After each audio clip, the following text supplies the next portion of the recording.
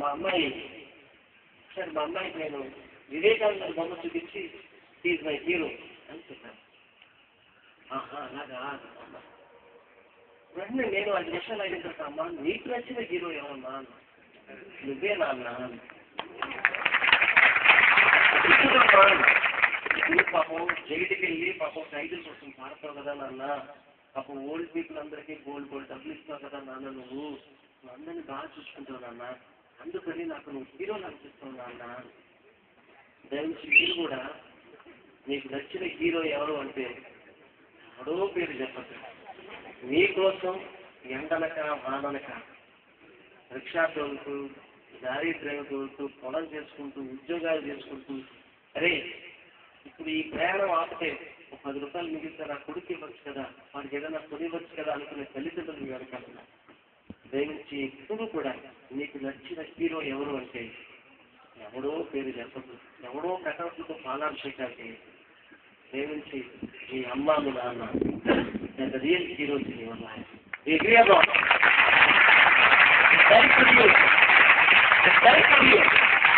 అమ్మ మీ నాన్న మీకోసం చచ్చిపోతారండి, కానీ మీరు ప్రేమించే ఏ హీరో మీకోసం చచ్చిపోతారు. ఈ ఆస్తిలో పేరెంట్ అమ్మా ఖచ్చితంగా మీకు వినండి. ఒకసారి ఒక అమ్మాయిని ప్రేమిస్తాను, దీన్ని పెళ్లి చేసుకోవాలని మీరు అడుగుతారు. అప్పుడు అమ్మాయి నేను పెళ్లి చేసుకోవడానికి నాకే అభ్యంతరం లేదు, కానీ పెళ్లి కాదుగా మీ అమ్మ గుండె కావాలి అని అడుగుతున్నాము. ఈ కుర్రాడు ఆశ్చర్యపోతాడు, పరిగెత్తి ఇంటికి వెళ్తాడు. అమ్మ ఒంటిలో కూరగాయలు తీసుకుంటూ ఉంటుంది. అమ్మా మాటమ్మా ఏం నాన్న, అమ్మా నేను ఒక అమ్మాయిని ప్రేమించానమ్మా, కానీ అమ్మాయి పెళ్లి చేసుకోవడానికి పెళ్లి కానుకగా నీ గుండె కావాలని అడిగిందమ్మా. నా గుండె కావాలని అడిగిందా నాన్న అని ఒక్క క్షణం కూడా ఆలోచించుకున్నాను. కూరగాయలు కోసుకుంటున్న కట్టి పెడుతూ తన ఛాతి మీద కోసుకుని ఆ కుర్రాడికి మగదానందంగా అమ్మ తన గుండెకి కింద పడుతుంది. ఆ అమ్మ గుండె పట్టుకుని ఎంతో సంతోషంగా తన ప్రేయస్ దగ్గరికి పరిగెత్తుకుంటూ వెళ్తుంటే దారి మధ్యలో ఓ రాయి దగ్గర కింద పడిపోతాయి. ఆ కింద పడ్డప్పుడు అమ్మ గుండె కూడా కింద పడిపోతుంది. కానీ కింద పడ్డ కొడుకును చూసి అమ్మ గుండె అంటుంది, ఎరా నాన్న దెబ్బలేమన్నా తగిలేయా నాన్న, కాస్త చూసుకున్నాడు వరా నాన్న అంటే అమ్మ. అది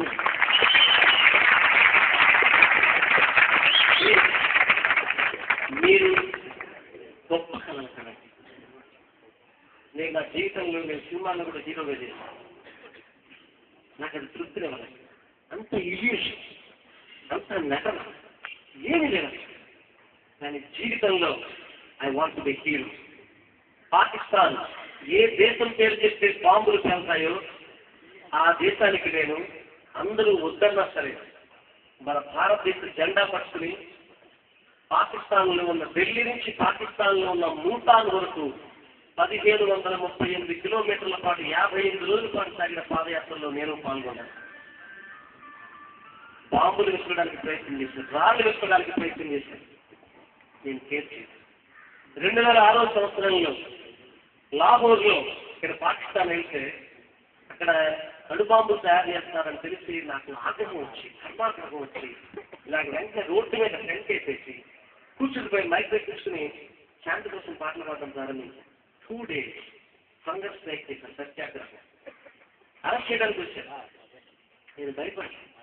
ఎందువల్ల మీ కాస్త లేదు తర్వాత కంటే you have to live for the peace. మనం అందరం కూడా దేశం కోసం ఆలోచించాలి, ప్రపంచ శాంతి కోసం ఆలోచించాలి. గుర్తుపెట్టుకోండి, ఈ జన్మ గజల్ శ్రీనివాస్ మళ్ళీ వచ్చే జన్మలో గజల్ శ్రీనివాస్ గా పుట్టడు. నేను మళ్ళీ గజల్ శ్రీనివాస్ గా నేను పుట్టను. చేసేదేదో ఈ జన్మలోనే చేసేసేది. మనం పాఠకేమికి అడిగాను, మీరు గజల్స్ ఎందుకు పాడుతున్నారు అని. చచ్చిపోయిన తర్వాత బతుకుండం కోసం పాడుతున్నానయ్యా అన్న. I want to live after my. ఎంతమంది మనలో మరణం తర్వాత బతుకుంటామో చెప్పండి.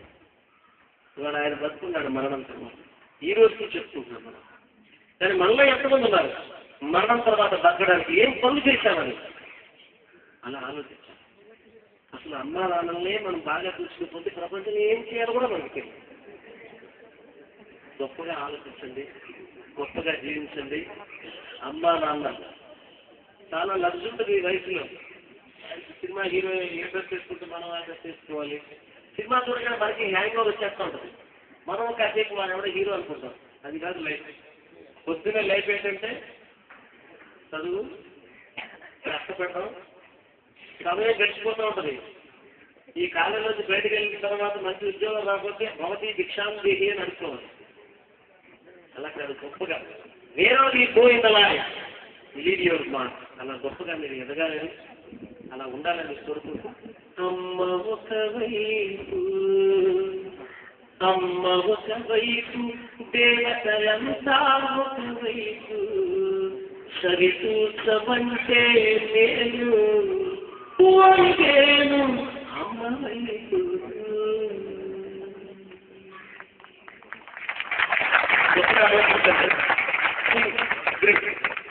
గొప్పగా ఆలోచించండి. మీరు ఈ కాలేజీలో తిరిగిన ప్రతి సన్నివేశం, ప్రతి చోట మీ అడుగులు ఇవన్నీ మీరు మర్చిపోవద్దు. మీకు వచ్చిన ఎప్పుడన్నా మీరు గొప్పగా ఎదిగితే ఇదే కాలేజీలో ఇలాగే మిమ్మల్ని బ్యానర్లు కట్టి మిమ్మల్ని పిలిచి మీకు సత్కారం చేస్తే అంతకన్నా గొప్ప రోజు మీ జీవితంలో ఉండదు. మనం చదువుకున్న కాలేజీలో మనకి గౌరవం లభించింది, చాలా గొప్ప గౌరవం. మా తమ్ముడు ఇక్కడే చదువుకున్నాడు, కేసీఆర్ గౌరీ శంకర్ అని, పాలిటెక్నిక్ ఇయర్. సో బాగా చదువుకోండి, అందరూ చెప్తారు. బాగా ఆడుకోండి, అందరూ చెప్తారు. కానీ నేను గొప్పగా బతకెళ్ళి, గొప్ప హృదయంతో బతకెళ్ళి, ఒకరికొకరు స్నేహం ఉంటుంది చూస్తారు. మీ మధ్య స్నేహం అది చాలా మధురమైంది. మా దగ్గర ఉంటుంది. మేమంతా దొంగరాయండి. నేను ఏదైనా చేస్తే ఏదో ఆసక్తి చేస్తాను. మా అన్నయ్య కానీ నేను కానీ ఇప్పుడు అందరూ కూడా అలా దళిత రాజు నన్ను అంటే తెలుస్తుంది. కానీ మీ మధ్య అన్కండిషనల్ లవ్ ఉంటుంది. అన్కండిషనల్ అంటే ఏ ప్రతిఫలాపేక్ష లేకుండా మీ మధ్య స్నేహం, ప్రేమ అవన్నీ. ఇలాగే మీరు కాలేజీ నుంచి బయటకు వెళ్ళండి, అలాగే జీవించండి. ఇది గొప్ప గొప్ప హైట్స్లో చెప్తాను. ఎప్పుడన్నా నా వల్ల మీకు ఏదైనా సేవ కావాల్సి వస్తే నేను వీరవాసం పాలిటెక్నిక్ కాలేజీలో వచ్చానండి. అది మీరు నా ఇంటి తరపు ఎప్పుడైనా కొట్టండి. నా వల్ల ఏ సేవ ఏదైనా ఉంటే అది తప్పకుండా మీకు సేవ చేస్తాను. ఓకే,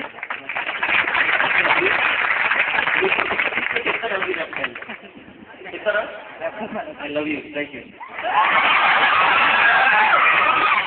కాలేజీ తరఫున మన సెక్రటరీ గారు ఇస్తున్న విమోట్ వసతిగా కూర్చున్నాం.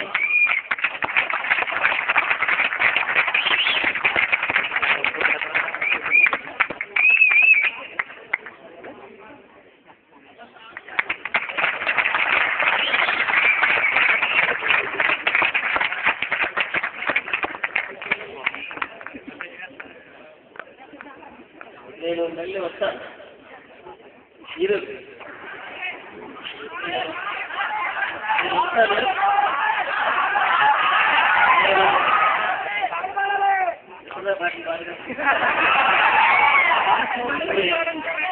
చాలా మంది రోడ్డు మీద పిల్లలు, చాలా మంది రోడ్ల మీద వెయిట్ చేసుకుంటారు. నేను నా బిడ్డని చాలా ప్రయత్నిస్తాను. నేను రాత్రి పడుకునే ముందు మా అమ్మాయి కాలేజీ పెట్టి పడుతుంది. ఎందుకంటే మా అమ్మాయి దేవస్థానం ఉద్దేశం. మీరు కూడా నాకు దేవుడు మిమ్మల్ని ఎండలో నుంచి లైక్ నేను వస్తాను. మీతో గంట మీ ఎఫర్ట్స్ మీ అందరికీ కార్యనిస్తాను. ఎందుకంటే మా తమ్ముడు ఈ కాలేజీలో చదువుతున్నాడు. ఈ కాలేజీ కూడా నేను తీసుకోవాలి. వస్తాను. ఓకే,